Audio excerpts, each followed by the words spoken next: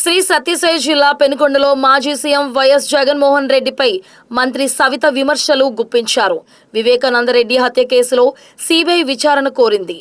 తిరిగి అదే విచారణకు వ్యతిరేకించింది కూడా జగనేనని ఆరోపించారు. డిఎస్సి అంశాన్ని ప్రస్తావిస్తూ వైఎస్ఆర్సీపీ పాలనలో ఉద్యోగాల భర్తీపై చిత్తశుద్ధి చూపలేదని విమర్శించారు.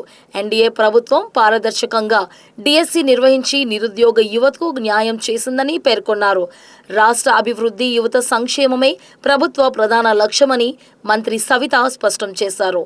సిబిఐ అంటే జగన్మోహన్ రెడ్డి గారికి ఏమాత్రం గౌరవం ఉంటే గతంలో ఆయన ముఖ్యమంత్రిగా ఉన్నప్పుడు, ప్రతిపక్షంలో ఉన్నప్పుడు 19లో ఏం మాట్లాడాడు, మరి అధికారంలోకి వచ్చిన తర్వాత మరి వాళ్ళ బాబాయ్ గొడ్డలపోటుకి సిబిఐ కావాలని అన్నాడు, వద్దన్నాడు. అవినాష్ రెడ్డి సిబిఐ అరెస్ట్ చేసేకి వచ్చినప్పుడు ఏ విధంగా ప్రవర్తించాడో జగన్మోహన్ రెడ్డి గారికి మరి ప్రజలందరికీ తెలుసు.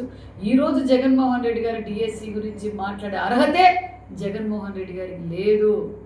ఎందుకంటే గత ఎన్నికల్లో అంటే ఆయన 19 ఎన్నికల్లో క్లారిటీగా నేను ప్రతి సంవత్సరం జాబ్ క్యాలెండర్ ఇస్తాను అని చెప్పి ఓటేయించుకున్న తర్వాత యువత ద్రోహి జగన్మోహన్ రెడ్డి గారు. ఐదేళ్ళు అధికారంలో ఉన్నప్పుడు జగన్మోహన్ రెడ్డి గారికి డిఎస్సి గురించి గుర్తు రాలేదు.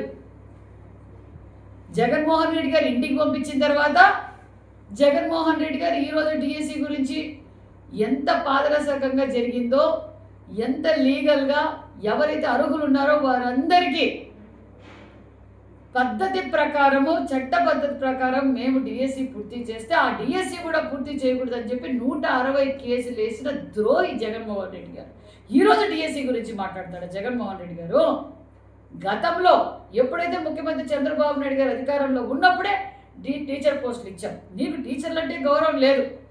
గతంలో మీరు అధికారంలో ఉన్నప్పుడు టీచర్లతో ఏ విధంగా వైన్ షాపుల కాడ వాచ్మెన్ డ్యూటీలు చేయించారో ప్రజలందరికీ తెలుసు. ప్రశ్నిస్తే టీచర్లు ఎక్కడికక్కడ అరెస్టులు చేసి అక్రమ కేసులు పెట్టారు.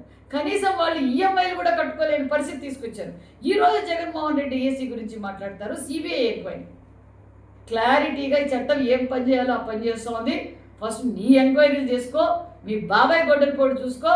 ప్రజలు ప్రశాంతంగా ఉన్నారు. నీ ఉనికి కోసం ఈ చిల్లర రాజకీయాలు మానేయాలి జగన్ రెడ్డి.